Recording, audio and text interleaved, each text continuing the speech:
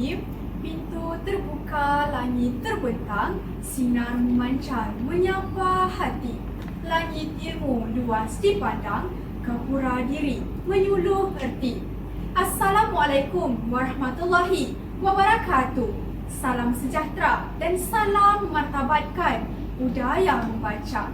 Sebelum kaki mengorak langkah, sebelum lisan mula berbicara, izinkan saya memperkenalkan diri. Nama diberi Marsha Kristina, sebuah nama yang membawa arti kesejahteraan dan keadilan. Seiring dengan namanya, saya sentiasa berusaha melihat keindahan dalam setiap langkah dan berpegang teguh pada prinsip kebenaran. Saya berusia 16 tahun dan merupakan anak didik Sekolah Menengah Kebangsaan Sungai Sun, Kuantan, Pahang. Institusi berdaftar dengan kod CEA 4089.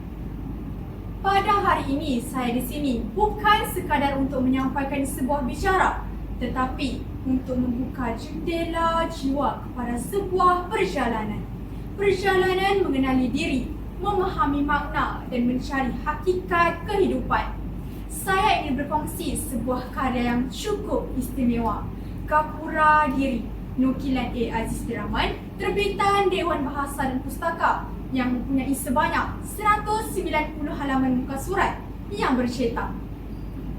Naskah ini bukan sekadar coretan tinta, tetapi untayan hikmah yang menyuluh jiwa, mengajak kita mendalami diri sendiri.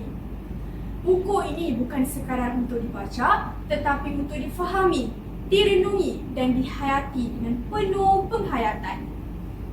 Gapura Diri menjadi simbol kepada sebuah penerokaan jiwa, sebuah pencarian makna kehidupan yang sering kali terlepas daripada genggaman kita. Buku ini membuka lembaran pertama dengan sebuah persoalan yang cukup mendalam.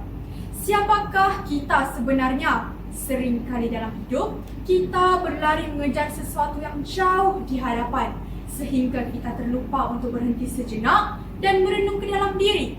Kita mencari kebahagiaan di luar, sedangkan ketenangan yang hakiki sudah lama tersimpan dalam sanubari. Di dalam buku ini, A. Aziz Rahman mengangkat kisah seorang individu yang dihimpit persoalan tentang erti kehidupan.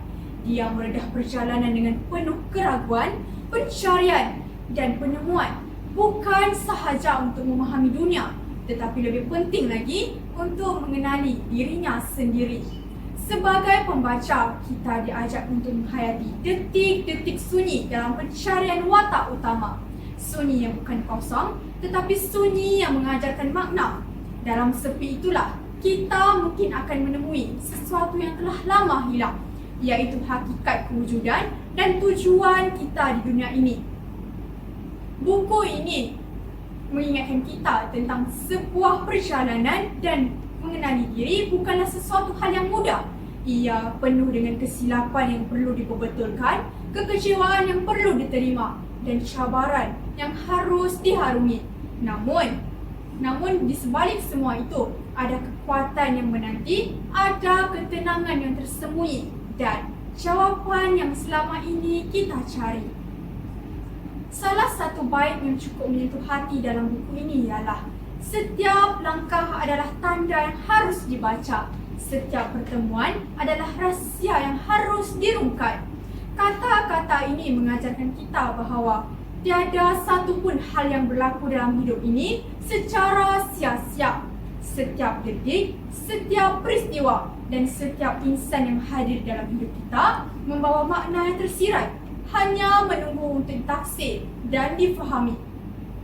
Gapura Diri bukan sekadar sebuah bacaan, tetapi sebuah refleksi. Ia mengajarkan kita untuk mendalami diri sendiri.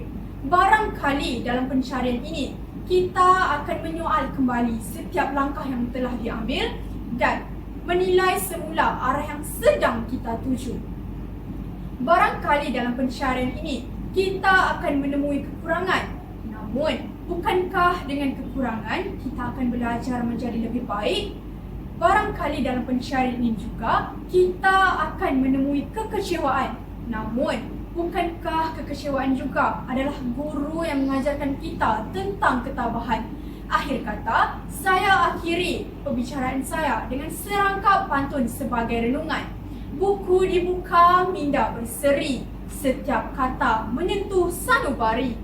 Moga manfaat kekal abadi, membawa ilmu ke nur hakiki. Itu sahaja daripada saya. Wabillahi taufiq wal hidayah. Wassalamualaikum warahmatullahi wabarakatuh.